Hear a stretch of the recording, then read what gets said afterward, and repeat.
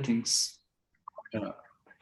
Yeah, and he's saying basically, you're right. He's saying we have to identify, we have to localize the enemy, the senses, the mind, and the intellect. And of the three, which is the easiest to conquer?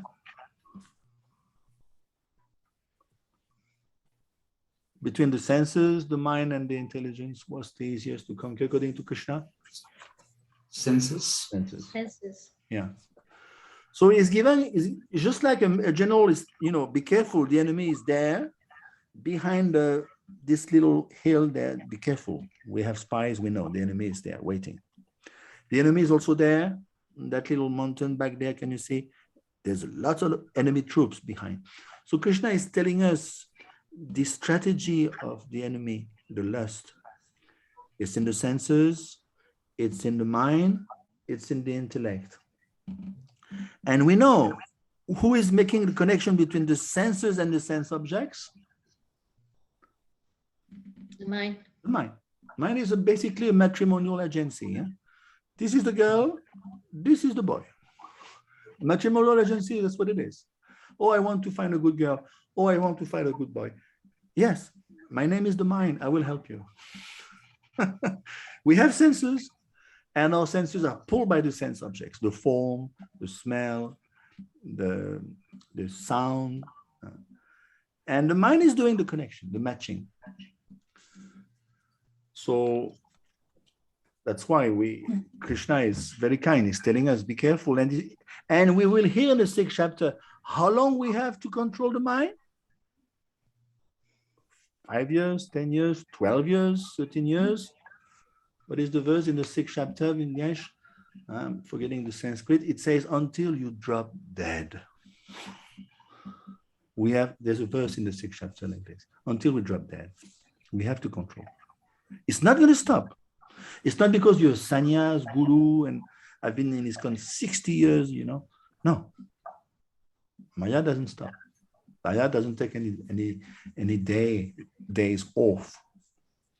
She's totally active and she knows where to hit. Okay, so what's the connection with the 4th chapter now? What's the link?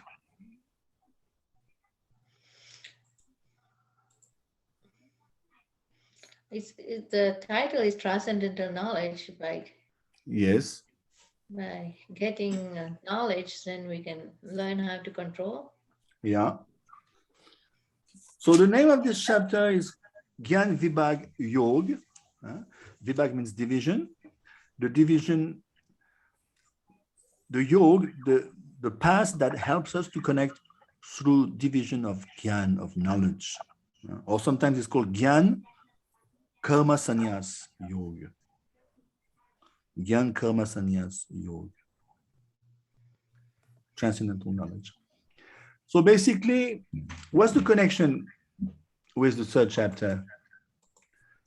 Basically, Krishna explained just now about Kam, that Kam, Jnana Vijnana Shanam. Remember we discussed at the end?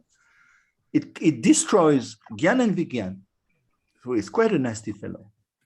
So we discussed that, yes, but performance of Karma Yoga, free from lust, therefore results in Gyan. Remember, we discussed all along throughout the Gita that what do we want? We want Nishkam Karma. What is Nishkam Karma? Is karma, action, mixed or coupled with Gyan. What kind of Gyan? We discussed in the 2nd chapter, Atma Gyan, Atma Tattva. We're not the body.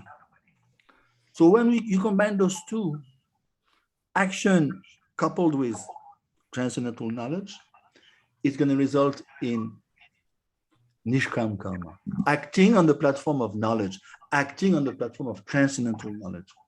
But now Krishna is going to explain a different type of transcendental knowledge, which is higher than Atmagyan.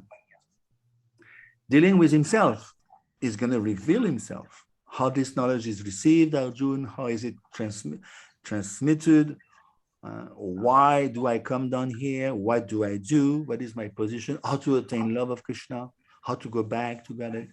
So it's a very pertinent chapter. I'm not going to take it, otherwise I'm bothered all day.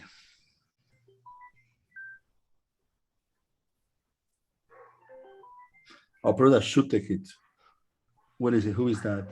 No, I'm not going to take it. It's the head pujari. I already told her. Okay, let's go. Let's get into the Sanskrit. 4.1.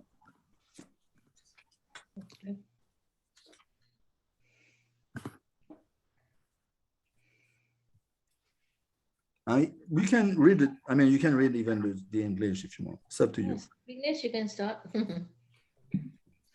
Yeah, chapter 4, verse number 1. Shri Bhagavan Vacha Imam Vivasvati Yogam Proktavan Aham Avyayam Vivasvan Manave Praha Manur Ikshvakave Abravit. Translation: The personality of Godhead, Lord Shri Krishna said, I instructed this imperishable science of yoga to the sun god Vivasvan, and Vivasvan instructed it to Manu, the father of the mankind. And Manu in turn instructed it to Ikshvaku. Yeah. So definitely, this is an important verse. Imam Vivasvate Yogam Proktavam Aham Avyayam. So we know Vivaswan is the sun god. I mean, in this particular Manvantara. So why was it delivered to the Rajarishi? Why not the Brahmins? Because after all, the Brahmins have 6 activities. They study, they teach, they do puja, they teach puja, they get dan, they distribute dan. So why not to the Brahmins? Is it because they are the one who ruling people? So Yes, very good. it's very important They for have, them. exactly, Goloka, they have the executive power. It's a very good answer. Prabhupada did say one time, unless and until we are patronage, to patronage by rulers of the state, whether they be kings or presidents or democracy, whatever. But Krishna consciousness will not spread enormously. 6 will not spread enormously because we are small timers. We don't have the reins of the country in our hands. We can do it. We preach, of course. ISKCON preaches everywhere. But again, it's not a big time scale because we haven't convinced any leaders, statements as yet.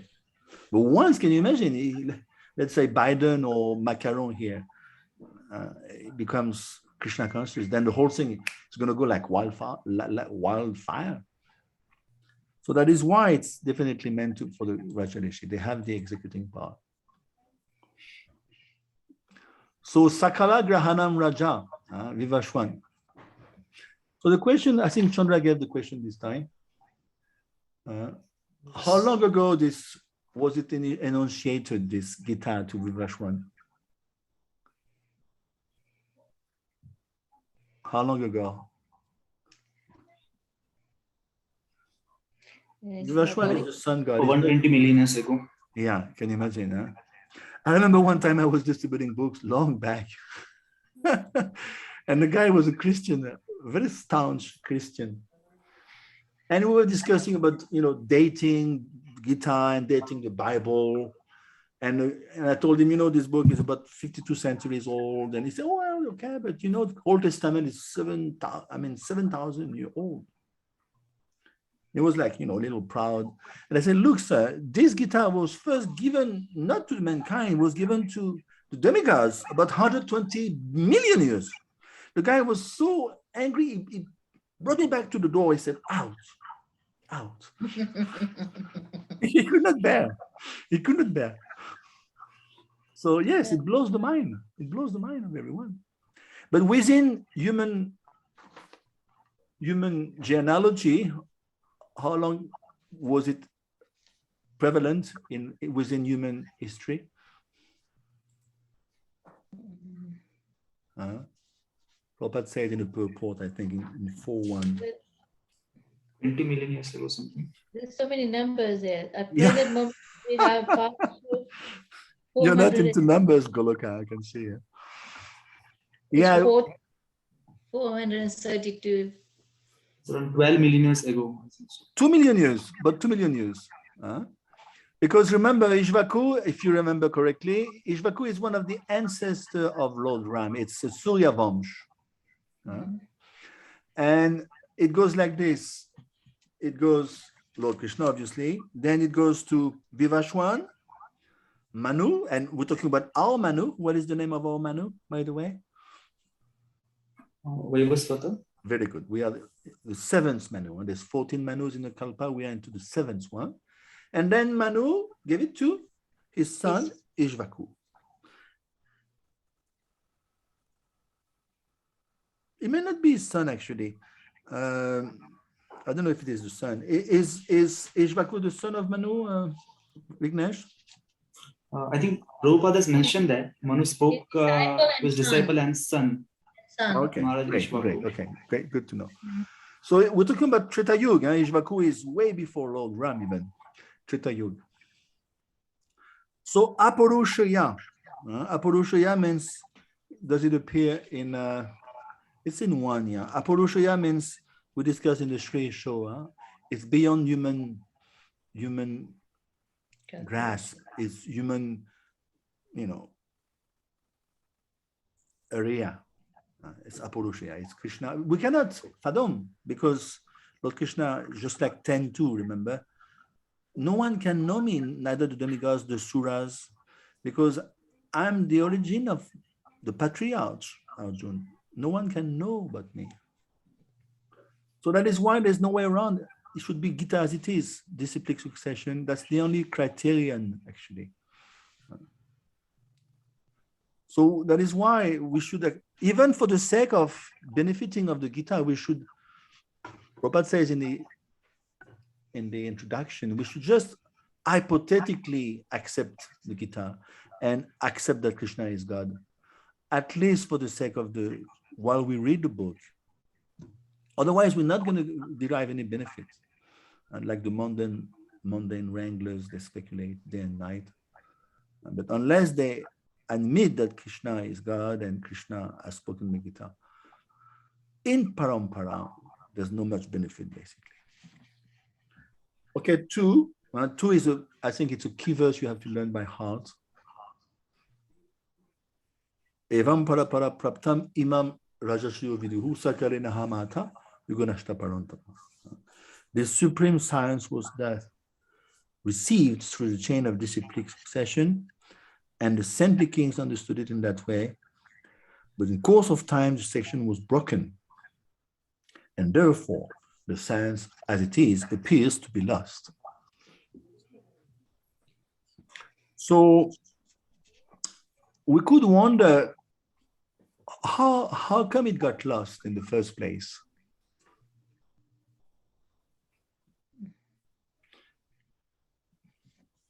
What's the reason it got lost? Because of the there's a continuous chain of disciplic succession. So when it broke somewhere, one particular point in time in history, then naturally the further flow gets inhibited. Knowledge doesn't flow further. Yeah, exactly. And also time deteriorates things. Time erodes, to erode. Time will erode things. Prabhupada gives a beautiful example in 74. In Mumbai, he gives a class on this one. And he says that times change, time makes things change. It kills the original position. Anything will decay. So even to become shabby, it becomes useless after some time. So you may say it's transcendental, Prabhu. How can you say it becomes useless? But the transmission through mankind becomes, the links becomes either they fall down or they're not so powerful themselves, And when it decays, when it falls apart, it becomes, the message has lost its power to some extent. then basically Krishna has to come, or he sends someone, either or. So that is why Krishna is very, very purposive. People say, well, where is God? God is right there. He's very concerned.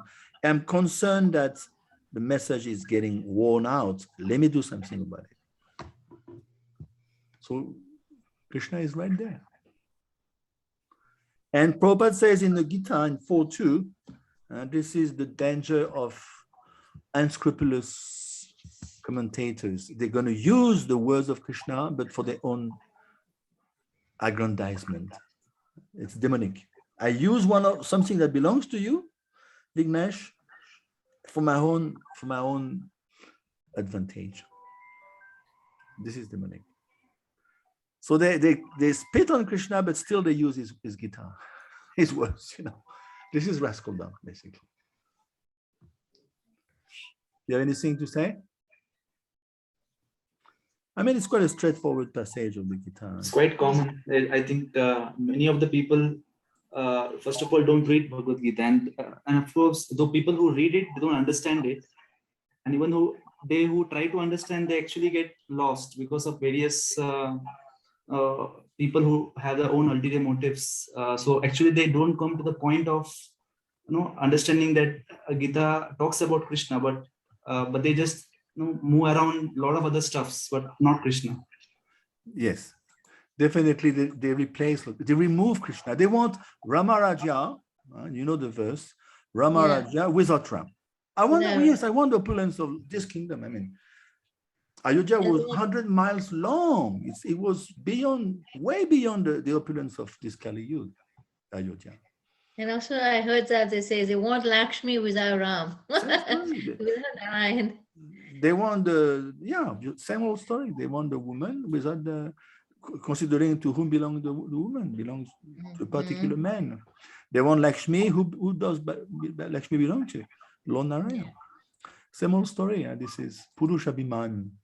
Sri, you can get into, I mean, I would say the key sentence here is Bhakto Sime Sakachiti. We have to remember that line. Very often, Srila Prabhupada quotes just that line. Bhakto Sime Sakachiti. Just say the English. Okay.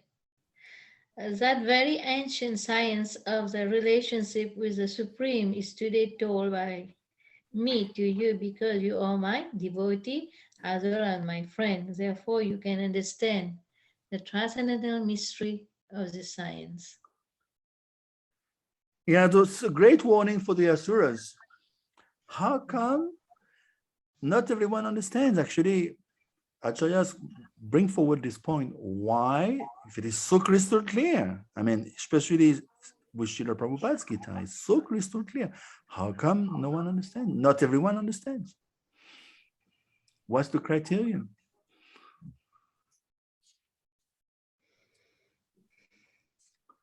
Bhakto Sime Sakachiti. That's the bottom line. You have to be Bhakta and Sakha, friend. If you hate Krishna, even you may be Krishna conscious, practical, unfavorable, like Kams. Kams was unfavorable Bhakti. But not a friend, not a Bhakta. So he blew it. Of course, he got definitely some benefit. He got killed by Krishna. So it's Rahasyam. Rahasyam means mystery. And what is the key? It's basically the main thrust of the Gita in Bhaktyamam Abhijanati Yavan Yashasmi Tadvataha. We'll discuss way after 18th chapter. Only Bhakti, that's the only path that Krishna advocates. 1154 says the same also. Only Bhakti. So through this path of Bhakti, we can enter. Vishate tadanantaram. Vishate means to enter into the mystery. I think chapter 9 also, the first verse also, Krishna says, because you're my friend. Yes, exactly. Because you're not envious. Mamanu Suvaye. Yes, Yeah, you're not envious. Same story, very good point, Goloka. Yeah. Because, I mean, look at Arjun. I mean, Arjun is definitely a half demigod, basically. But he's not a scholar. He's a military person, you know. Lord Krishna could have picked up a Mahajan, you know. He could have picked up a Raja Rishi, a Brahma Rishi. He's a Kshatriya. But Bhaktosi me sakachati. Okay, let's carry on. 4.4. Yeah, Arjuna said, "The sun god Vivaswan is senior by birth to you. How am I to understand? In the beginning, you instructed the science to him." Yeah, so obviously some acharyas revealed that at one point, Acharya, I forgot who is that Acharya, he said, well, you dull like a tree, Arjun, to ask such a foolish question. So you dull like a tree.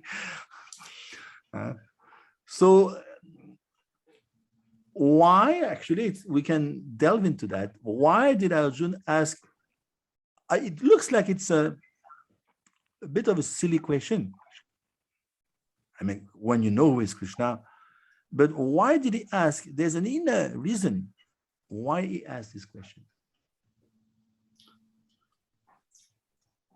I think he's representing all of us, because sometimes we may have those silly doubts, especially today. We often come up with the notion that Krishna is just a superhuman being and not a god. Some people say that. So I think he's trying to represent our silly queries that may come up, and Krishna Yeah, I is trying to guess respond to that. Indians have this tendency. We don't have it. The Videshis don't have this because we had no background whatsoever. I think some people, even the scholars, not necessarily devotees, but even especially scholars, do have that conception. They study a lot of stuffs about the Mahabharata and the Krishna, but they don't consider him as a god. They just take it as a very great politician, mythological, great superhuman personality, kind of that. So they don't treat him as a god. And of course, to go to abound in your direction, Vignesh, I would add up even, well, they will say, look, he's born in Mathura from Devaki. He's human, basically. He appears in human form. He was born in a prison. I mean, what undesirable birth. He cannot be omniscient. No way. He cannot be eternal. He's born like all of us, you know. Then he died. And he left purposefully, very good point, Moshe Alila. He left a demise. He left a demise of himself, a material body, even to further Bhaktisiddhanta. So as a Titakur on this one, he said, it's 11th canto, he said, to further befool the miscreants. Can you imagine? You want me to be human? Yes, I will help you. I will leave a material body behind me. So I can fuel up your envy. So basically, there's another reason also given by the Acharyas. That is why it's called in 4, it's called Parantapa. Does it appear in? No, perhaps not in 4. Anyway, in that area. Why? Because an intelligent man or a cultured man will not speak about himself. That is why Krishna is telling, because Arjuna is saying, well, why do you call me a dull tree if you have covered me? And then Krishna goes, actually, you ask this question for the sake of me, myself, revealing myself, because a good person will not reveal himself of his own accord. It's not polite. You don't blow your own trumpet. But since, in other words, Arjuna is triggering this new line of ideas, you know. So because he's being asked by Arjuna, then he's going to reply from 5 onwards. You understand? Yeah. In the purport also said, okay, only the devotee would not reject, you know, the demon will always reject Krishna. No. But the devotee, you know, they will always take Krishna's word, because they say the devotee will always worship such authoritative statement of Krishna, because they are always eager to know more and more about him. Definitely. So, in other words, Arjuna has purposefully put forward this question so that Lord Krishna can reveal himself. So yes, you're right. Dvobhuta savalokesmin Vishnu Bhakta Viparyayaha. There's two types of person. 16.6 and also Vishnu Puran say. Dvobhuta, only Dvobhuta savalokesmin, only two types of bhoots, of living beings. Vishnu Bhakta Viparyayaha, the opposite. 5. Okay. The Blessed Lord said, many, many births, both you and I have passed. I can remember all of them, but you cannot, O subduer of the enemy. Very interesting. Eh? In one letter he wrote to Koshalya Mataji in 68, long back, Srila Prabhupada does say that Arjun and Kunti never goes back to the spiritual world. You know that? They are always in Bhuma-lila. And in that letter, he tells Koshalya that Arjun can also duplicate himself unlimitedly. He's such a pure devotee. He's a Parshad. He's an eternal associate. Nara-Narayan Rishi. Who is Nara-Narayan Rishi? Is Krishna and Arjun. No wonder.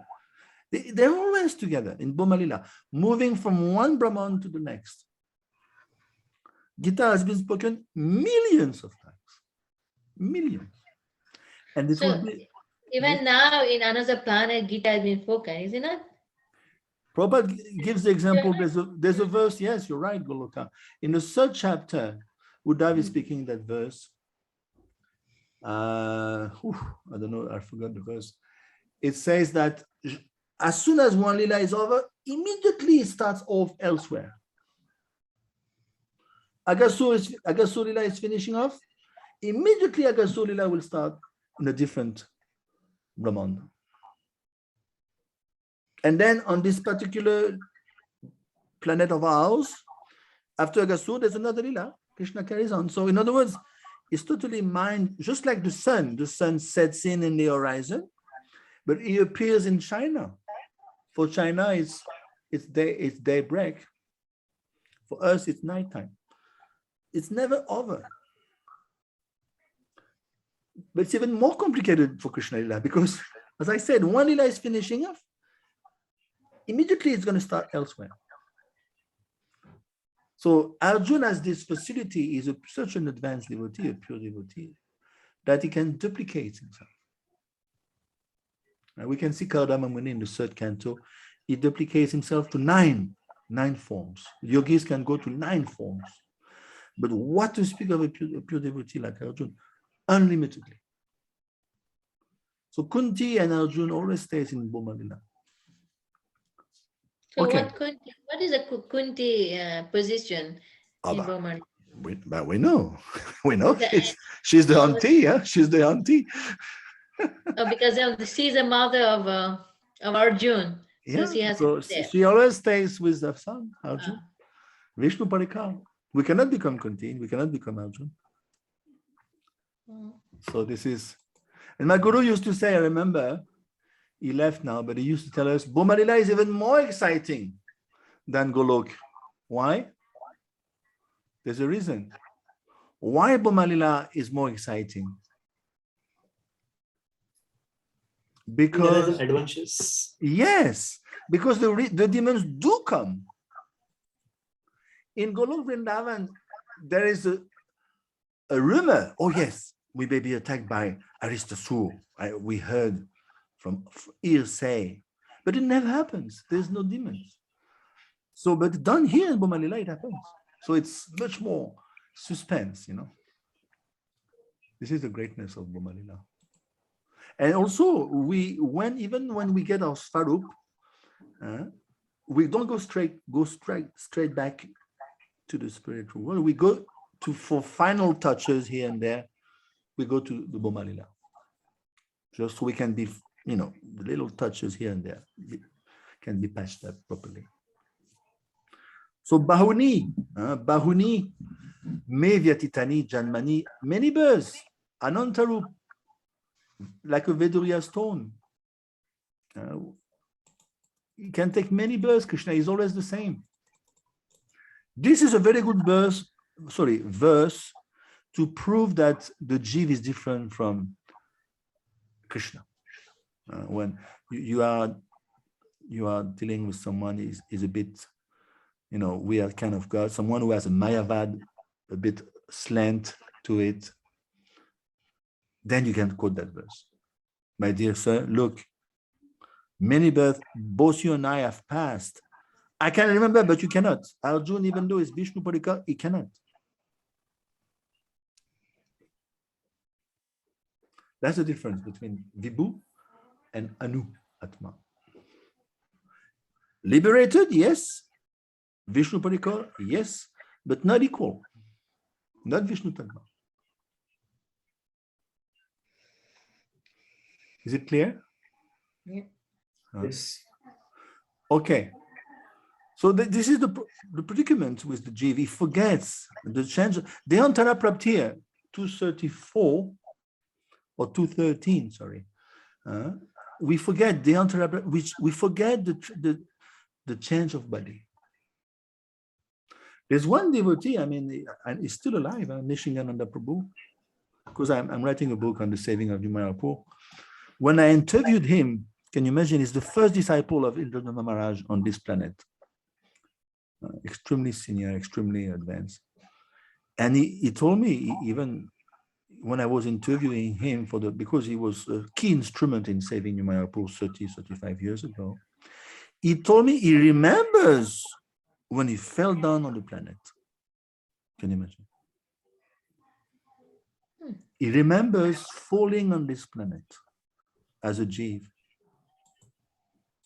And it's very extremely graphic. And and I know him, he's such an advanced devotee, how can he lie? And it's like forceful details. And he appears in the family, his parents, and crying all the time, because totally at odds in his body, he could not even fathom where. He told me for at least 2 years, I was crying nonstop. He remembers his fall down. Can you imagine? He remembers, he told me he was falling towards the earth. He could see the earth. Can you imagine? From the spiritual world, that how he enters the mother's womb and everything. He remember all these things? He doesn't advocate that he fell down from the spiritual world, but perhaps he was coming from a different planet, obviously. He's an advanced soul. Huh? But he was a human. And then he ended up taking birth. And he was bitterly sour, he was morose and sad, because he didn't like it. And he told me, even because I interviewed him, so I had to type it in, I told secretaries to please type it in. And after some years, it faded away. Because Maya is like this, after some years, you become kind of cozy in your new situation. So immediately, for a regular soul, immediately within a few hours, because you are being pampered by everyone. Oh, such a beautiful boy, such a beautiful girl. You are being pampered, and then you forget. But for him, it took quite a few years. And he forgot. And then when he was 20, 25, he met the devotees. He was living as a hermit even before he joined. He was living in the forest. Can you imagine his lifestyle? And he would go to the bakery downtown in the city to bake some bread. That was his life before he joined. So imagine his Adhikar. Very special devotee. First disciple of Indrananda Maharaj on this planet, in Nishingananda Prabhu. Extremely special. Anyway, let's carry on. So verse 5 is beyond Kshara and Akshara. This is very important here. It's beyond fallible and infallible. 15, 18. 6. Let's go into 6. Yeah. Verse number 6. Also, I am my transcendental body never deteriorates. And also I am the Lord of all sentient beings I still appeared every millennium in my original transcendental form. Yeah, so definitely it's a key verse of the Gita.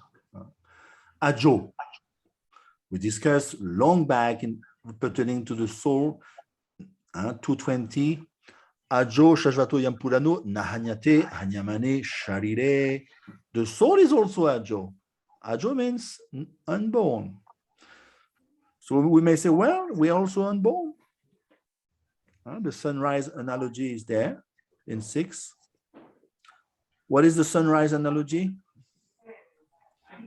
There's 250 analogies in the Gita, you know. It's good to know them at least, if possible, maximum of them. Do you know about the sunrise analogy? It's in 6. Yeah, it's something like is it like sun is always there? We just don't see at times. Yeah, exactly. So what is the difference? We may say, well, the soul is Aja. What's the big deal? But there's some more to it in 6. It's being revealed by Lord Krishna himself. He says the body deteriorates. Yes. Never deteriorates, but yes. for us it deteriorates. Yes. Krishna in the Gita, in the battlefield, is about 100 years old. Yudhishthira was about 91. Krishna lived about 125 years. We are at the end of Dwapara Yuga. Yudhishthira is 91.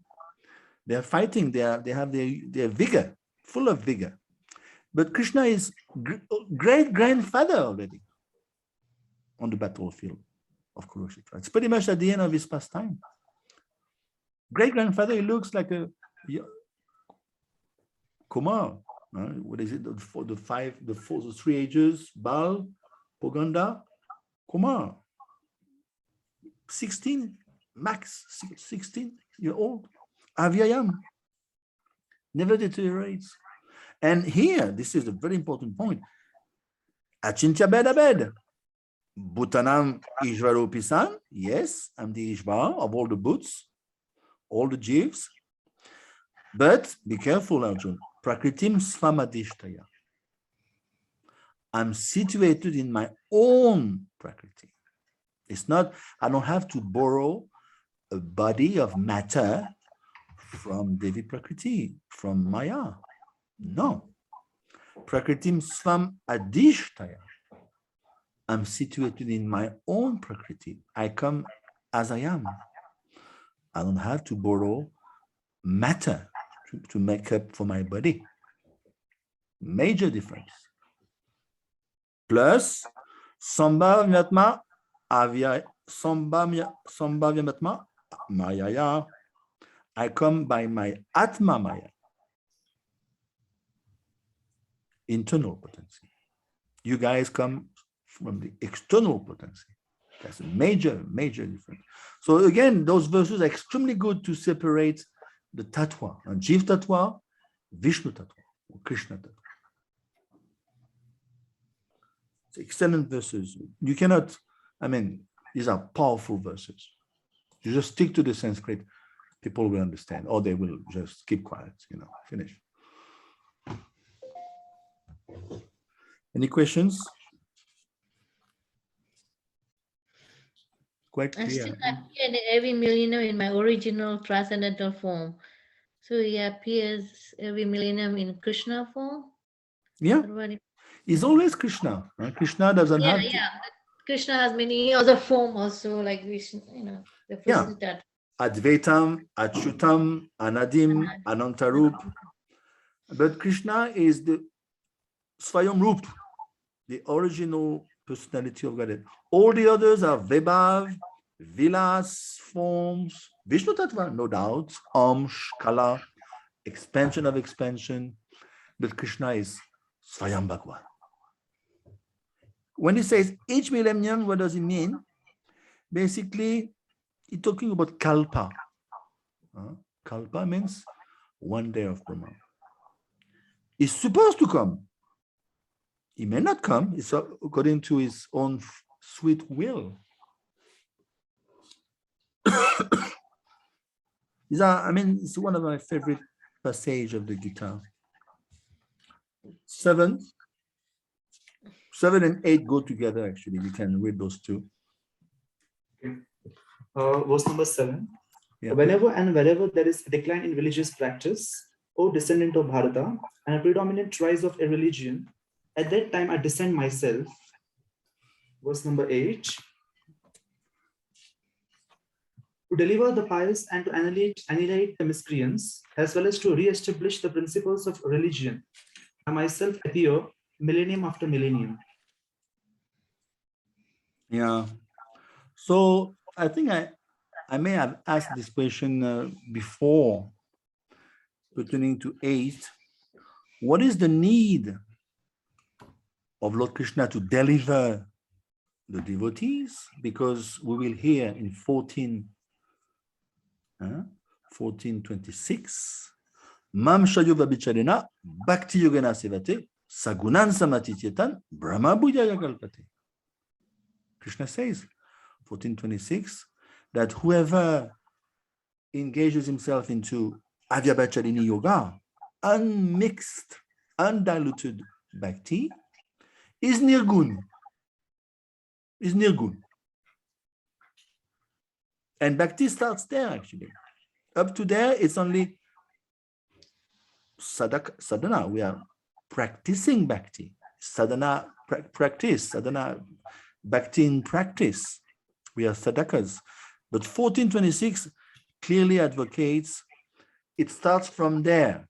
Bhakti, pure bhakti, avyabhacharini, nirgun bhakti, keval. So in one sense, why does he say here, paritranaya sadhunam? For the deliverance, it looks like they already delivered.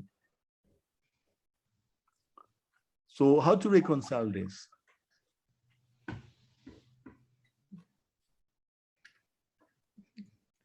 I think just for his pastime or something, or because Bhakta-Vatsali want to show how kind he is to his devotees, as merciful he is to his devotees. I don't know. Yes, it's revealed in Vignesh. You want to say something on this one? Yeah, like I think I have read in one of the verses of Srimad Bhagavatam, like where it is mentioned that Krishna normally appears in every kalpa so that he can attract many of the people by his various pastimes, and that way he can. He's very merciful. He's very compassionate. If you would have not come, then probably people would have become completely lost in this material world. Yeah. So he gives an opportunity so that he can attract others. Very good. Actually, the answer is quite good. I appreciate. Srila Prabhupada says in the teachings of Queen Kunti that what happened is Krishna wants to relieve the pangs of separation from his pure devotees. You know, the pangs of separation. They are feeling for Krishna. They are bleeding for Krishna. Krishna is bleeding for them also. So to relieve the pangs of separation, he's very much anxious. They are very much anxious to see him, and he's also very much anxious to see them. Sadavari Rayam Mayam, you know the verse by Lord Narayan to Durvas Muni, when he get there to flee away from the chakra. Sadavam Rayam Mayam, they're always in my heart. In my heart, Krishna says. And I'm always in their hearts. I cannot help you, my dear Durvas Muni. Go back to the given person. Ambarish, Maharaj, Matpara. I cannot help you. Aham Bhakta Paradino. I'm not independent. So Srila Prabhupada says that in the teachings of Queen Kunti. But to satisfy his inner desire, so to basically satisfy the inner desire of the pure devotee, this is beautiful. And also Pratignata Govinda Nami Bhakta Pranashyati, that his devotee never perish. Yeah, exactly. Exactly. So in 7, Yada Yada Idamasya, it's basically is is meant to come. It's not forced to come. Once in a kalpa. Remember a kalpa? 14 manus, 2000 divya yuga. Remember 816 sahasra yugam payantam. 1000 cycles of cycle means divya yuga, mahayug, 4 ages. 1 cycle, 4 ages, divya yuga, mahayug. 1000 such cycles just for his daytime and as much for the nighttime. So that's a kalpa. That's 14 manvantas. So basically, the demigods, they live for that long, 1 manvanta, which is basically 71 or so divya yuga. So can you imagine the figures? It's hard to remember all this. Well, if you have a liking, you know, I mean, personally, I like numbers. So for me, it's a piece of cake, but I understand it's. But he has no obligation to adhere to such obligations, to such regulations. He may or may not come. This is, Krishna has always the upper hand. He has the prerogative not to come also, or to send someone else. Krishna is always totally swarat, independent. So here we are talking about, Chandra asked you about the 6 kinds of avatars. Can you quickly name them in 8? Yeah. You should know them because that will help you. You name free. For the exam, it may come up. Avatar, Lilavatar. Yeah. Lilavatar. Yeah, but be a little more specific. Give examples. Purusha is a free, the free Vishnu, Mahavishnu. Yeah, very good. And Garbhoda Kasaya Vishnu and Siruddha Kasaya Vishnu. Remember, you know, ask my questions. If I give 8, 9 points, 10 points for that, and I say, look, name them and explain to them. Obviously, if you explain a little bit on each one of them, you're going to get more points. It goes without saying. So the Sri Purusha avatar, you should know. What do they stand for? That's one type of avatar. There's 6 types of avatars. Number 2, take anyone. Lila avatars. What are those? The pastimes, descents of the Lord, like Matsya, Kurma, Exactly. Narasimha, Vaman Avatar. Sutta Goswami explained there's as many as waves on the ocean. You cannot come to an end. Prabhupada says that sometimes Krishna comes as a mosquito. You know that? As a tiger. It's Krishna. As a mosquito, can you imagine? So Lila avatar, Purusha avatar, Manvantar avatar, what are those? As a Manu, as to do with Manu. Yeah, Manu Samhita, Manu Smriti. So Vivajvat Manus. Can you imagine? He's such a powerful devotee. He rules. He rules mankind now, presently. 3, Yuga avatar. Yuga avatar is the 4 color of Krishna, white. Yeah, exactly. The white is it Hamsa? It comes like yes. Hamsa is in the 11th canto, Hamsa avatar. Hamsa avatar. And the red is Varaha. Yes, Varaha, be careful. Bhagavatam is quite specific. Sometimes there's 2 types of Varaha. There's 2 appearances of Varaha, let's say, in the 3rd canto.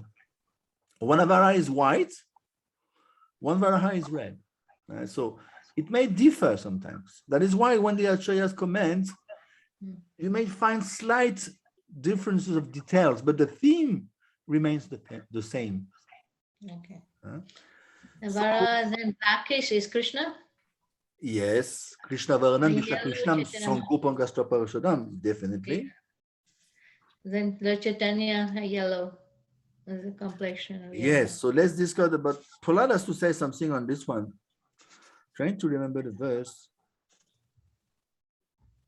You know in the 7th canto, Vignesh, when Prahlad is saying that, oh, you appear in 3 incarnations only, 3 yuga. And sorry?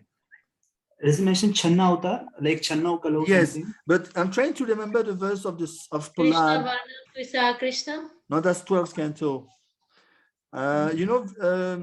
Vignesh, there's a verse of Prahlad. He says, "Oh, you only appear in three incarnations because in Kali Yuga you are absent." What is that verse?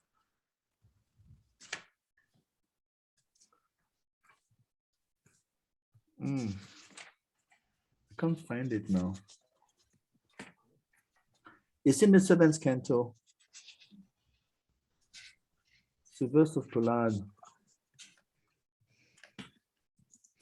You know the number? I can check. Yeah, but all I remember is the canto. 7 canto. Yeah. Let's see.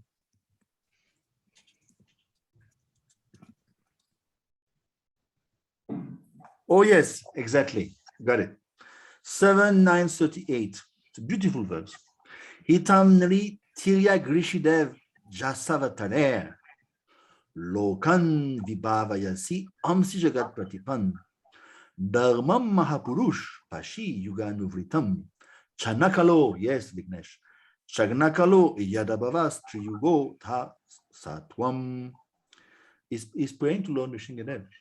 In this way, my Lord, you appear in various incarnations as a human being, an animal, a great saint, demigod, a fish, tortoise, thus maintaining the entire creation in different planetary systems and killing demoniac principles. According to the age of my Lord, you protect the principles of religion. In the age of Kali, however, you don't assert yourself as the supreme personality of Godhead. See? And therefore, you are known as Triyug, or the Lord who appears in Triyugas. So this is a very interesting verse because it shows how special is our particular Kali Yuga. This is a key verse. Okay, Prabhu, can you read? Is it 7, 9, what? 38. 38, okay. Blood. So this is a very important verse. Why? Because what happened is in other Kali Yugas, as far as Mahaprabhu is concerned,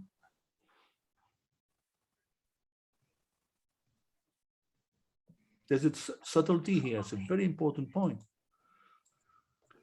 Is Mahaprabhu avatari in each and every Kali Yuga? No, no. In other Kali Yugas, Mahaprabhu comes, definitely, is Pita, he's yellow, dressed, but his avatar is Yuga avatar, yes. That's it. He doesn't transport, he doesn't convey, he doesn't transmit Nam Prem Nam Sankirtan. No. So now we are so special, we are so blessed, because just following Dwapara Yuga, in which Krishna came down, mercifully, in that very same following Kali Yuga, same Divya Yuga, same cycle, who's coming? Mahaprabhu, but be careful. Shri Radha Krishna, Shri Krishna Chaitanya Mahaprabhu, Radha Krishna Nae Anya, is himself Radha Krishna. Radha Bhav Duti Suvaditam Nomi Krishna Svarupam, is Krishna Svarup. Is Krishna Svarup. He himself is Krishna. But Radha Bhav Duti Suvaditam, he has taken Bhav and Duti of Srimati Radharani. So he's avatari. We are extremely fortunate. Even Prahlad knows. Yes, you are Triyug. Because, it's very rare that he comes as avatari. It's very rare. It's Chana. And even as avatari is Chana. Only, that is why Mahaprabhu would always block his ears if you tell him he's Lord Vishnu. There's one devotee only. You know that? Only one devotee that would be allowed to tell that, yes, Mahaprabhu is Lord Vishnu himself. The Ramananda Rai, no? No. Oh, who is it? The Shiksha Guru of Srinivasacharya, Narahari Sarkar. Gorarati Kiba Narahari Adi Kori Chamadulaya. This is Narahari Sarkar. Why he's allowed to? Because you can imagine, he's contemporary of Mahaprabhu. He was in the pastimes of Mahaprabhu. Don't ask me why. Who am I to say? He's the only one. Maybe there's a reason why. Yeah, most probably there's a reason. I haven't come across it, but there's a reason. But anyway, he could say, yes, he's Lord Vishnu. So Mahaprabhu's Chana is hidden. So we covered the 6 avatars, Purusha avatar, Guna avatars. No, Guna we didn't cover. What are the Guna avatars? Gunas are basically 3 modes, like Lord Brahma for referring to Rajas, creation. Yeah. Lord Vishnu, Sattva, and Lord Shiva, Tamas. Good. Then Shakti-avesh avatar. Go ahead. Shakti-avesh avatar are empowered, advanced devotee, like Prabhupada, Jesus Christ. Yeah, I remember my guru, he used to say, he would say, don't quote me on this one. He used to say, I think it's an offense to reduce Srila Prabhupada only to a Shakti-avesh avatar. He used to say that, I remember, but in private, he wouldn't say that publicly. To him, Srila Prabhupada is much more than Shakti-avesh avatar. Now, pertaining to Shakti-avesh, there's 2 distinctions, direct and indirect. It's not mentioned here, I know, but in the Bhagavatam we find this, direct, indirect. And also bear in mind that sometimes a personality may have different hats. It can be Lord Rishabdev, for instance. He can occupy the post of different avatars. You know that? It can be Shakti-avesh and also, for instance, a Leela avatars as well. Like Lord Rishabdev. I was given, while I was doing BV, I was given the task or the assignment to delve into the life of Lord Rishabdev. And Lord Rishabdev is such a case. He has the function of different avatars, Shakti-avesh and also Leela avatars. Shakti-avesh can be Jiv, Shakti-avesh can be Vishnu Tattva. Oftentimes they are Jivs. Like for instance, Bhagavan Shakaran Rishihi, when no one is fit to become Vyasadev, then Vishnu himself comes down. Same with Brahma. Brahma is a Jiv, but if no one is fit to occupy the post, there's a need for it, then Lord Vishnu will send an Amsha of himself within that post. Like Haridas Thakur is Lord Brahma, isn't it? Yeah, Lord Brahma and Prahlad. Both. So, yes, of course, you may say Paritranaya Sadhunam, we discussed, to relieve the pangs of separation. And then Vinashaya Shadushkritam.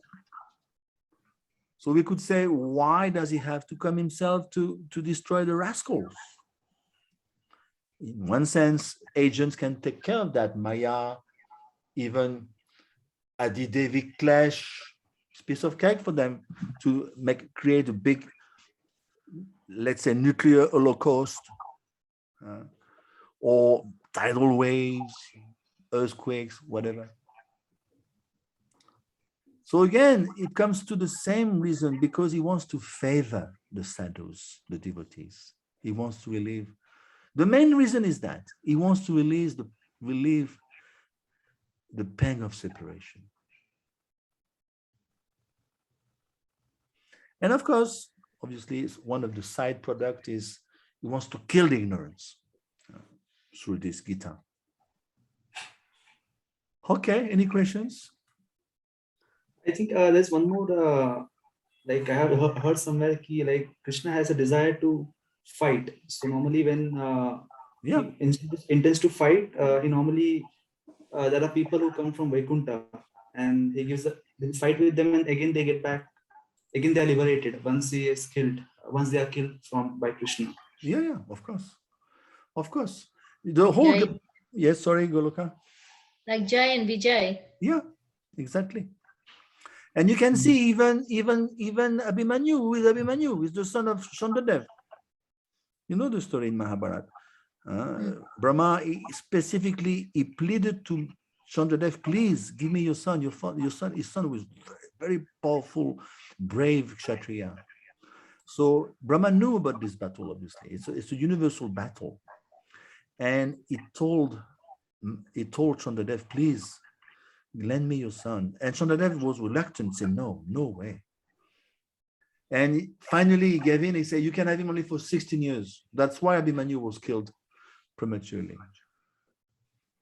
Anyway, there's so many Parshadas in that battle, Satyaki, and so many great demigods and rishis. And okay, let's move on. Okay. I'm trying to Number see. 9, We are, where are we? So 9. Sambhava Yuge, yeah, he incarnates. Yeah, go ahead. One who knows the transcendental nature of my appearance and activities does not, upon leaving this body, take birth again in this material world, but attain my eternal abode, O Arjuna. Okay, so now you explain the whole thing, Goloka. It's your shot now. Oh, You explain that verse one thoroughly. who knows Krishna's transcendental activities, it's very clear. It is said, like that's why we have to always hear about the, Krishna's activities and pastime and everything. If we know, remember Krishna, then we don't have to take birth again in this material world. Yes. But we are in Krishna's abode. Yeah. And we're going to learn in 10 that not only that, we're going to get love of Godhead also. Love of Godhead. So, yeah, and we can see for the non-devotees, Arurya Krichera Param Param Param. What is that verse? In Vignesh 10:232. How does it start? Lord Brahma is telling, and the demigods, when they go to Devaki's in the prison house, she's pregnant. What is it? Avishuddha Buddhaya. They are only thinking, they are doing Ayura Krishna, severe austerities. They are thinking Avishuddha Buddhaya.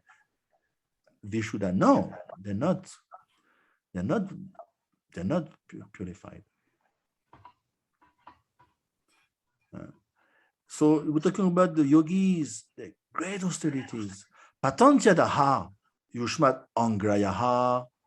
They fall down again, Patanjadaha, because they haven't clench, grasp the lotus feet of the Lord. So after long time, they make it, long time. And just like 12.5, troublesome will be their pathway because they want to meditate on the non-manifested. Then they are themselves embodied. How do you want to meditate on the non-manifested if you are embodied? So they have Patanjala, they're going to come back for sure. And devotee, Arjuna, actually, some acharyas reveal that Arjuna tend to disagree here.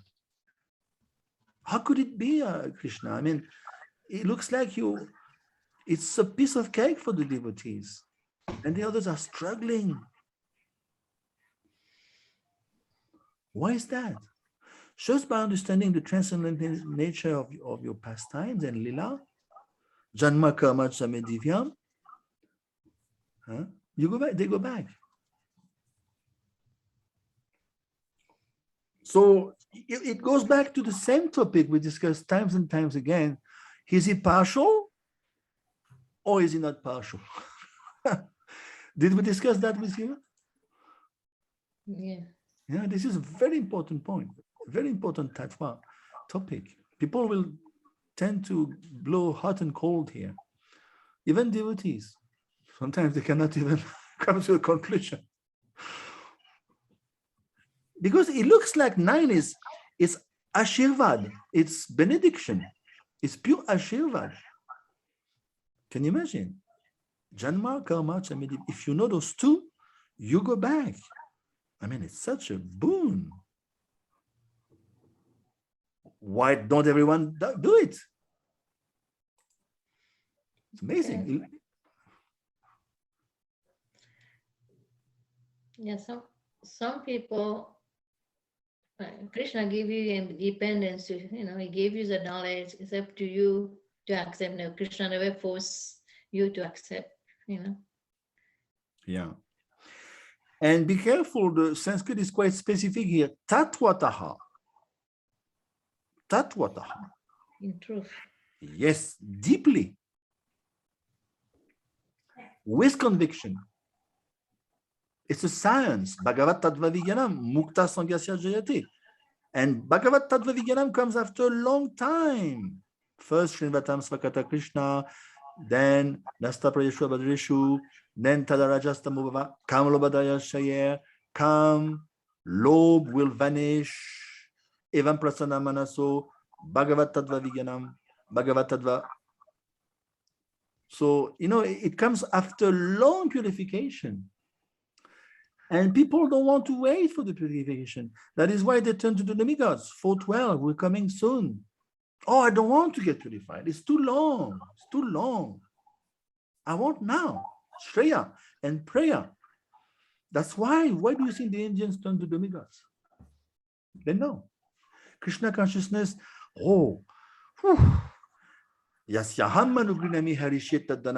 going to take everything from us. No way. I would rather worship Ganesh. And Prabhupada say, okay, you want to worship Ganesh, you give me 1 lakh a day. You know the story? Yeah. You give me 1 lakh a day. Yeah.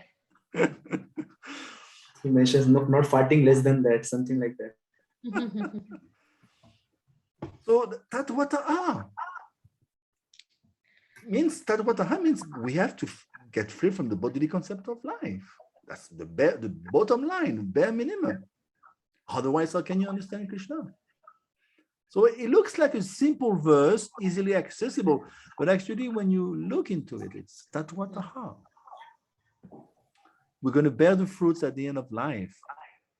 All these austerities, all these restrictions, this nishad we did, But obviously, we don't want to waste our time in speculation. Krishna is quite crystal clear here. Yeah.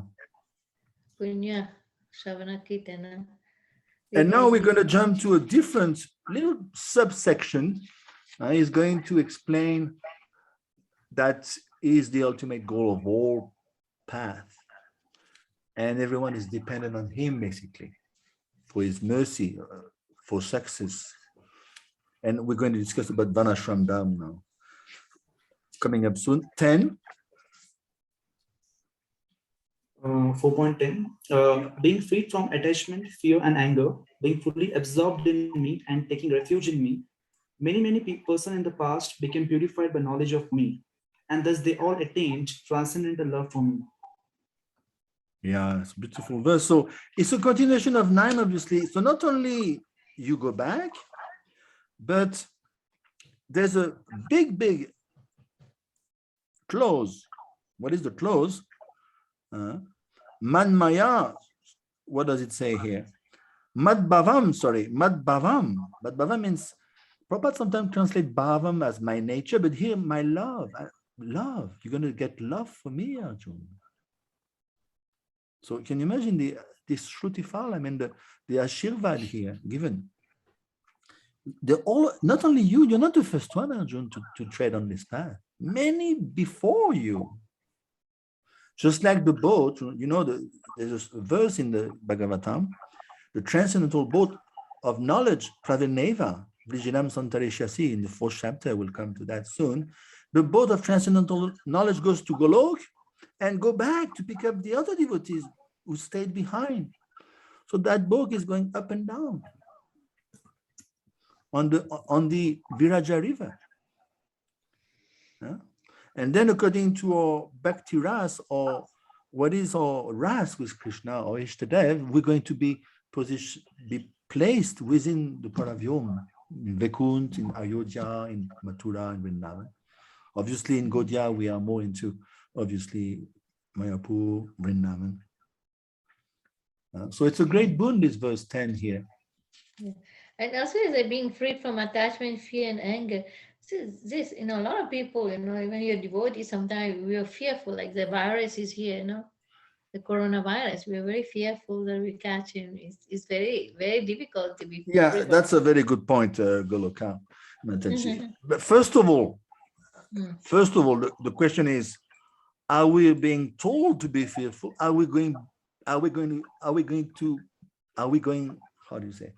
we manipulating in becoming fearful? That's the first question. I don't know about America, but in Europe, there's millions of people, doctors, talking about the hype of this virus. This Ochromion, what do you call it? This Omicron. Yeah, they're saying it's not dangerous. They are just changing figures. I don't know about America again. Europe, they are changing figures. Lawyers are attacking the government. If they had taken, just like they do in India, invertimin, what is you are using in India, this remedy, which works great. It's very cheap. Vermectin. There's so many remedy. If they had let the doctors use them from the onset of the crisis, it will be over by now. Pfizer has made $32 billion this year. $32 billion. So it's just a money-making machine. In France, they want to give this jab at 4-year-old. You understand? 4-year-old. And the risk assessment on children is 0.0001. They have billions of jabs to sell. Whatever it takes, we have to sell those jabs. We are going through a severe crisis. Thousands of lawyers are attacking the government in France. Thousands. They're trying to dismantle the government. It is that far. That far. So much they have gone.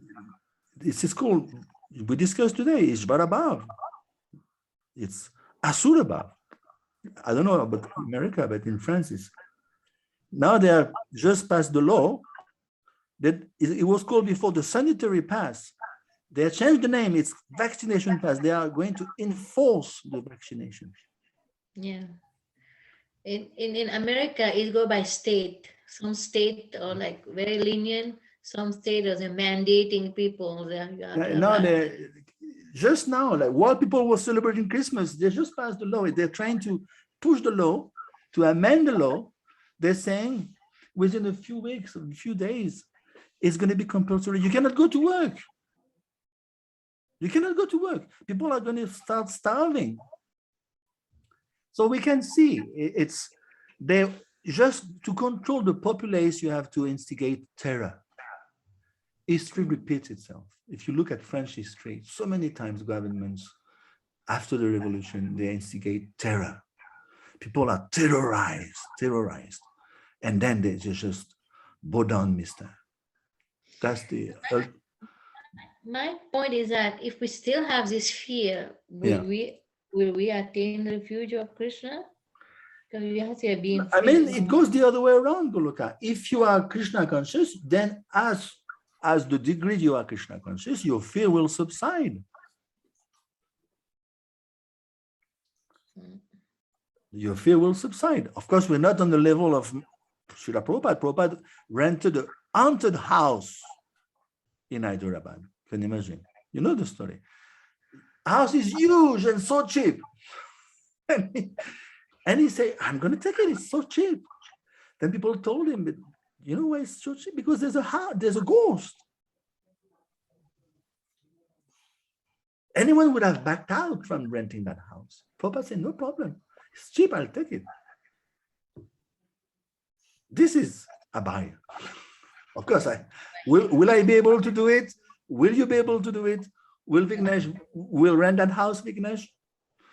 No. I guess not. Prabhupada, the ghost, came to harass Srila Prabhupada. Prabhupada is writing late at night. The ghost is coming in hideous forms. Prabhupada spoke to the ghost.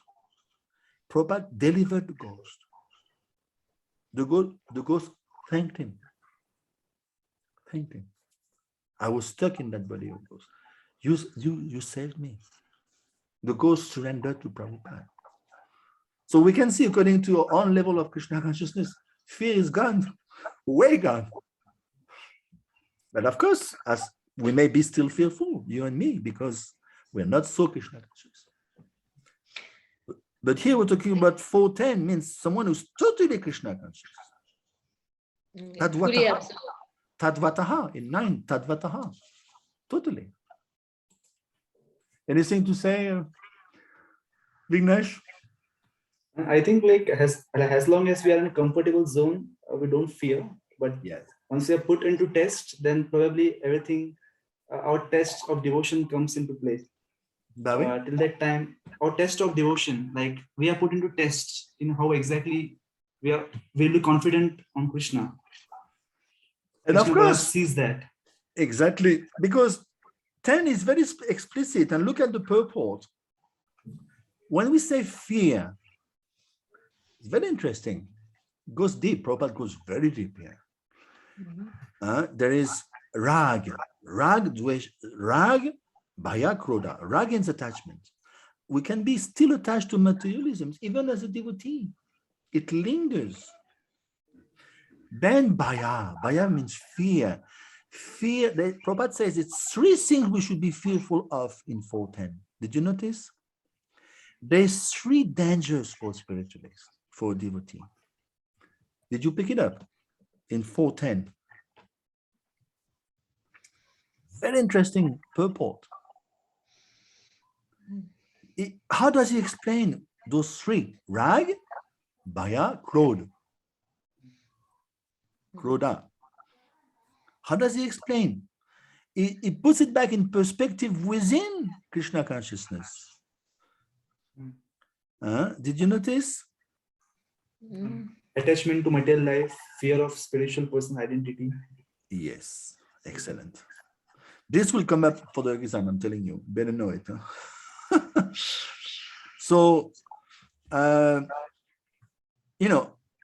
we know that most of the spiritualists, they have an impersonal slant to it, isn't it? It's like bubbles in the ocean. So this is a fearful stage of life, Prabhupada says, devoid of perfect knowledge of spiritual existence. Furthermore, others are totally bewildered by so many, embarrassed by so many theories, contradictions.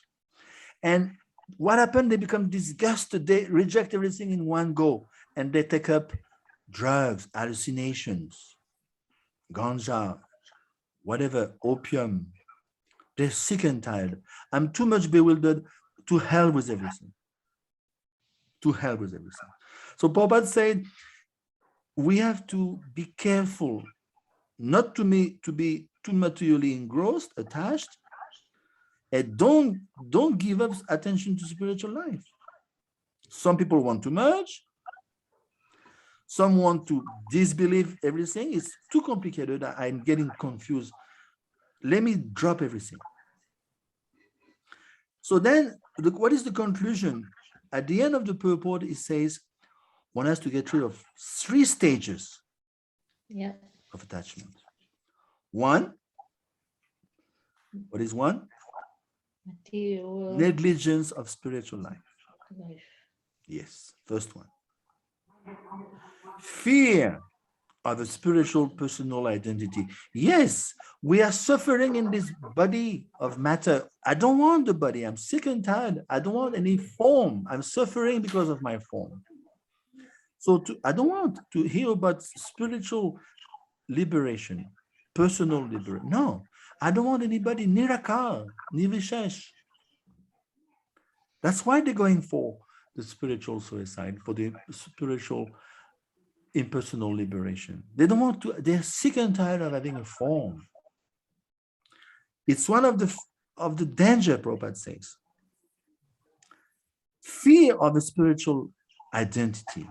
And then the conception of void, yes, that arises from frustration.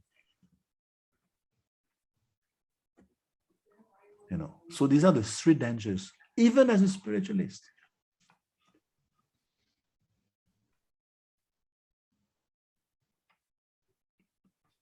Prabhupada gives the example in 73 in London. He says, just like a guy is lying on the bed, he's diseased, and you're telling him, don't worry, once you're back on your feet, you're going to eat nicely. You're going to eat some dahi barat. You're going to eat some nice dal and rice with paneer sabji. You will be able to walk. But, you're telling him about nice food stuff, but his body is falling apart. He doesn't feel like eating now. It's got bitter taste. Again, walking, my body, I don't want to stay in bed. My body is finished.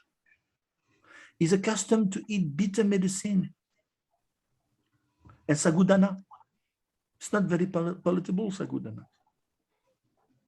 So he cannot relate to what is the life of a potent person, of a sane person, of a healthy person. He's passing stool and urine in the bed. And you're telling him about spiritual life, retaining your body, a spiritual body. He's thinking, no, I don't want to hear about that. I'm sick and tired. I just want to merge. I want to leave this world. That is why they cannot relate. Okay, do you have any questions? Otherwise, we carry on. Let's try to go to 15 before we part. Yes, 11. Okay. All of them, as they surrender unto me, I reward accordingly. Everyone follows my path in all respect, O son of Brita. Yeah, beautiful verse. Yeah. And well, people will say, well, I'm eating meat, so it's great. I follow his path in all respects. How do you say to that?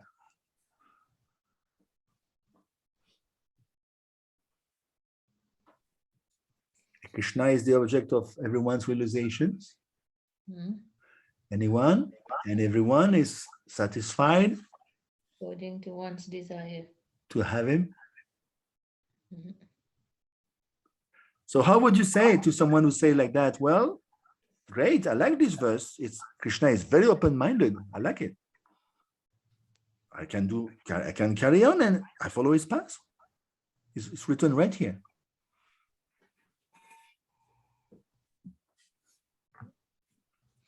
What would you say? But you still have to be free from all kind of vice and from the mode of nature, from sinful activities. Yeah, Vignesh? It's like some people are forced to follow a particular path and some people voluntarily follow a path. Like, for example, if there is a king and there is someone in the prison, he is forced to follow the path, like he is forced to be in the prison. But there are others who are out of the prison, they are not forced, they are voluntarily follow the rules of the king. Yeah. So I think even the people who don't believe in God, they are forced to follow the path, like because of their own material conditioning, because of the old body limitations. Yeah. They may not know it, but indirectly they are following the rules set by the material nature. Yeah, but devotees favorably do that and they can transcend that. Definitely, because everyone is under the modes. And Krishna says 7:13 that I'm behind the modes. I control the modes. The modes do not control me. So even by going through the modes, people are indirectly following Krishna because he has set up the rules. He has set up the system. So basically, we have to understand 11 is following 10, and 10, the predicate has been established already. Man Maya Magupashrita. Taking shelter of me, then you will attain Madbhavam Agataha. Then you will attain love. But again, and he's speaking to the whole populace here, the whole mankind. Again, whoever you are, wherever you are, I will award you different results according to your desire. So Krishna is not going to interfere with the free will or the misuse of the free will of the jiva. Nadate kasashit papam nachevam sukritam vibuhu 5:15. I'm not in charge of your pious deeds, Arjuna. Nachevam papam. I'm not responsible for your pap, Arjuna. Your sin. It's your own volition. Your sukriti, your pap. No, I don't interfere. But how is Krishna the object of everyone's realizations? Wherever you are, you want to merge, you want to get yoga siddhi, you want to get results, you are extremely fruitive, you want to get Krishna, you're a bhakta, no problem, I will help you.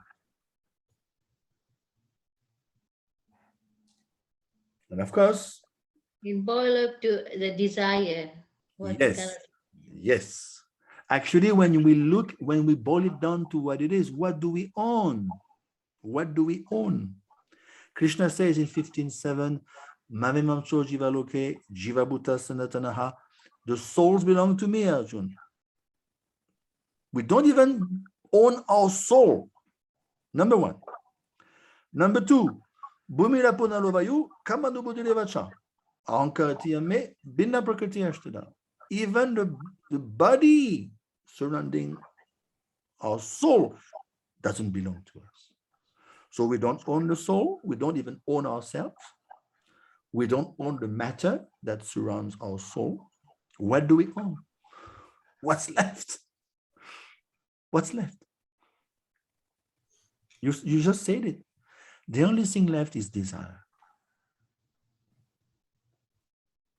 Let's be honest. What do we have left?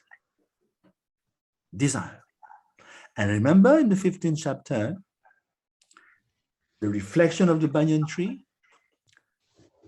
unless and until there's something to reflect upon, unless there is water to reflect upon, there will be no reflection. So what does the water stand for in the 15th chapter? Of course, we're moving ahead, I know, but from your previous lecture, reading, perhaps you remember, the water stands for the desire. If there is no Purusha Bhiman, if there is no separated desire to enjoy separately from Krishna, there is no material world, as simple as that. You understand? If there is no water, there is no reflection.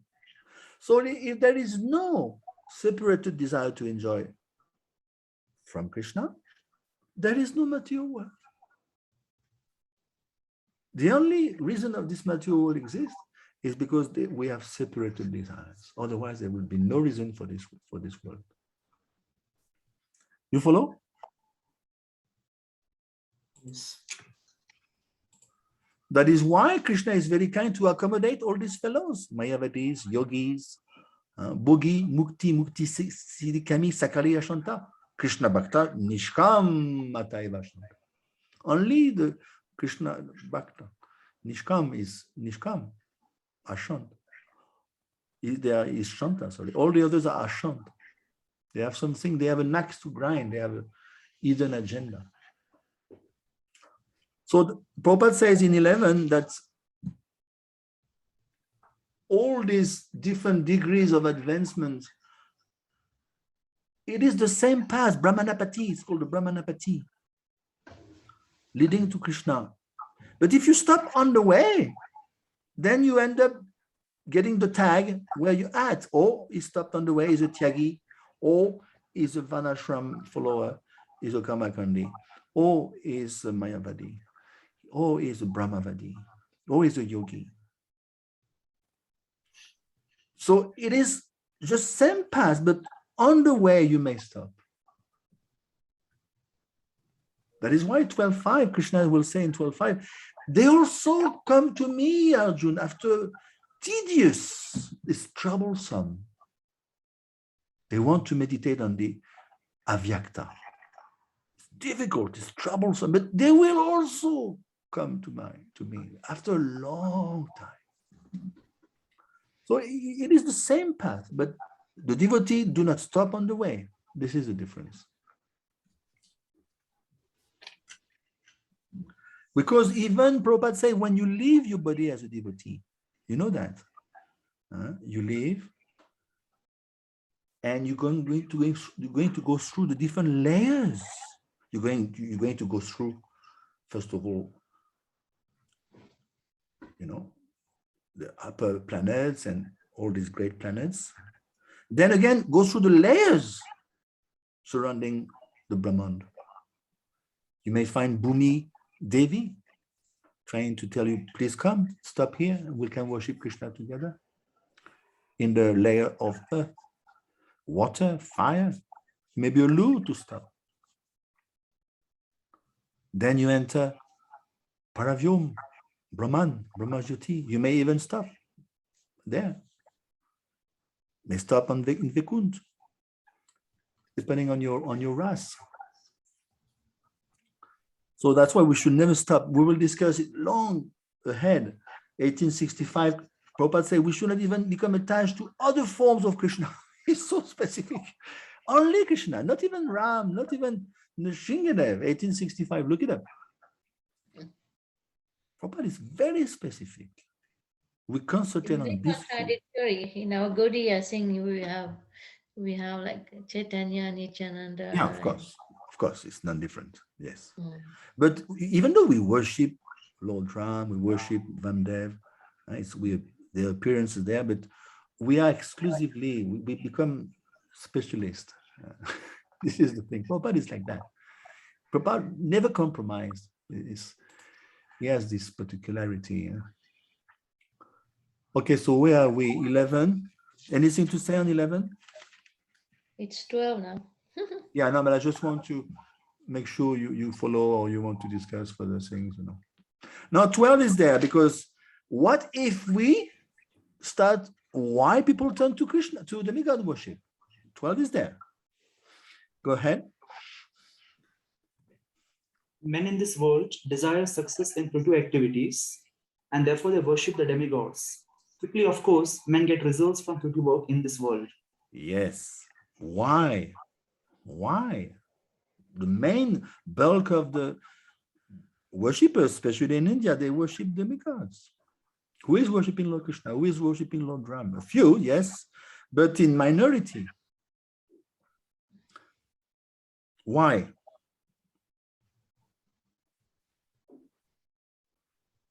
Because they I think want to enjoy the result given by the demigod. Yes, and Vignesh, you want to say something? I think in India, they take demigods more seriously than Krishna. Krishna doesn't look so, they don't take Krishna very seriously. Yes. You're right. Because he's a very fun-loving God, right? So they don't take him very seriously. But the Devatas, there is something very strict. We need to be very strict in observing the worship of the Devatas and all, so that we don't commit any offense. But with Krishna, I think they're very much like a used to or something like that. In the second chapter, yes, go ahead, Goloka. With the gopi or something, they just say like that. Yeah. So in the 7th chapter, we will discuss that Krishna will tell Arjuna, I'm the one in the heart of the worshipper who's going to enthuse him to turn towards such devata. And I'm the one also in the heart of the devata, granting him the facility, the power, the Shakti to deliver the goods to the worshipper. So Krishna is also in the heart of both. So he is the essence of all paths. And actually the results are only given by him. unless and until Krishna empowers such and such demigod, they won't be able to deliver the goods. They are given, the results are given by him only. Plus, another point, Krishna extracts purification from your heart when you worship him. The demigods will not extract purification from his worshippers' hearts. It's a deal. You've been doing some tapas, your tapas fee, I noticed. Yes, what's your boon? What's your request? I want a beautiful woman, Uma. You approach Uma. I want health. I want opulence. I want knowledge. Krishna is going to extract purification. The demigod will not do that.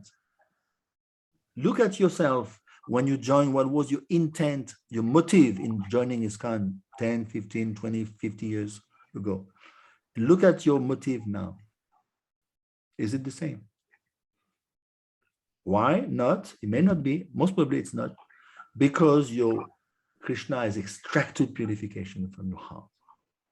Demigod will not do that. You follow? Yeah, that's very interesting. Yeah. Yeah, you'll get material thing from the demigod, but yes. And that is why they don't want Shreyas and Prayas. They want immediate result. Why should I bother? Because they know they are fearful in India. Oh, I know. Krishna, you lose everything, man. He's going to take everything. They know in the back of their mind. Because they are spirit souls after all. They know. Okay, so let's see.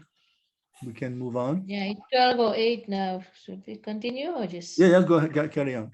What's the time here? 12:08. 12:09. Okay, we bypassed the time. Okay, so we'll stop here. I wanted to reach 15, but I guess I slow down here and there. Anything you want to add up? Vignesh or Goloka? Yeah, that was interesting. We went through so many points today. By the way, it's a very rich section of the Gita. Gita is like that. I mean, it's like a different layers of understanding.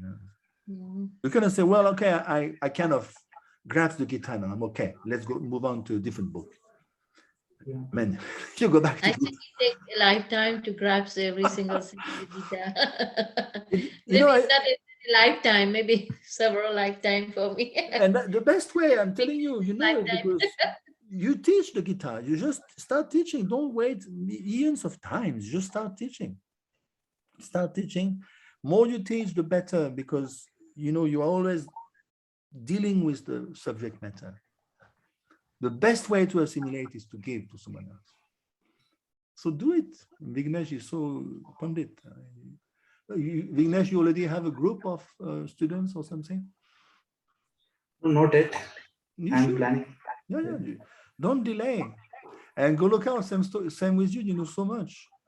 You have already a group. Yeah, I gave class this morning. Yeah.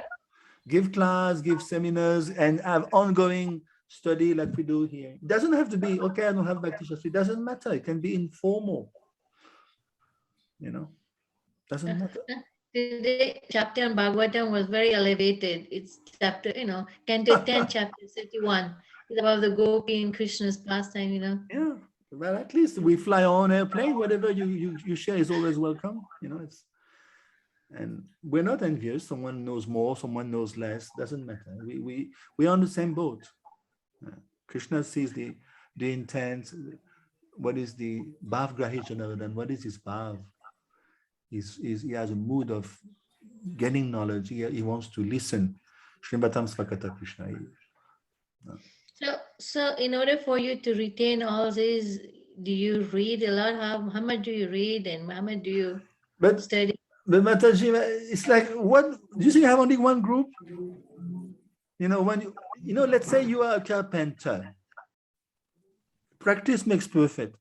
You're doing carpentry every day for 20 years, 30 years. Would you think you're going to become a good carpenter? So it's like that. If you teach, when you teach, you have to prepare, you have to teach, you have to mark the papers. So you are always in that world. So that's why I'm telling you, if you do that, you become expert. Just like if you cook every day for your deities, you become expert cook. If you run every day, you become an expert runner. You play tennis, you become an expert tennisman. Piano, it's the same. The danger is, there's a danger. If you become once you become expert, you may do it, you're going through the motions of teaching, and you know the ropes, as we say. You're a good carpenter. You know how to do a good table, a beautiful table, but you may be a rascal in your private life. You may be a rascal with your wife. You may be beating your wife, perhaps. Who knows? But if you want to say, oh, he's such a good carpenter. So the danger once you become expert is that you are good at what you're doing. It doesn't mean necessarily you are Krishna conscious throughout the whole day. Ask your wife. If you want to know about someone, ask his wife. Ask his husband, her husband. Ask the people he's living with every day. How is he? Your wife will not say, well, my husband gives good classes, he's a good guy. She will not answer from that angle. She will answer from as a wife. Actually, no, he's not such a good devotee. She will say that. Because she knows the husband in and out. And same from the other side. Husband knows the wife in and out. So this is the danger once you become experts. You become, expert, so you are good at it. And you've been teaching 20 years, 25 years, the same books. Of course you know the books. It doesn't mean necessarily you're more advanced. You follow, Vignesh? Yes. Doesn't mean that I'm fasting for... Sorry? You have to put them into practice, isn't it? Yes, exactly. Exactly. You may know the Gita by heart. Do I put all the verses into practice? First question. One man was boasting to Srila Prabhupada, oh, I know, I can recite the Gita in 45 minutes. Srila Prabhupada, 45 minutes, 700 slokas. Prabhupada told him, can you practice for 45 minutes? The guy kept quiet. Can you practice for 45 minutes? So, Krishna is not impressed. Okay, you're doing your job. You are teaching this, teaching that, helping devotees. Good. But when we die, what's going to happen? Are we practicing properly? Are we improving? Are we painstakingly, in English we say painstakingly, I think it's the right term. Are we painstakingly doing the needful to advance? Anyway, I'll stop here. Hare Krishna. Hare Krishna. Thank you very much. So it Krishna. looks like Chandra is going to teach. He told me 2 Sundays in a row because I stepped in today for him. So it may happen like that. And don't forget, I keep on repeating myself, your essays and all these things. You have 2 essays up to 6 chapters. Your shlok, you can call me for your shloks. A few shloks are there in the manual. Just look them up. Hare Krishna. Hare Krishna. Have a nice New Year's Eve. Krishna. Yeah. Hare Bol coming up. Hare Krishna. Thank you. Hare Krishna. Hare Krishna.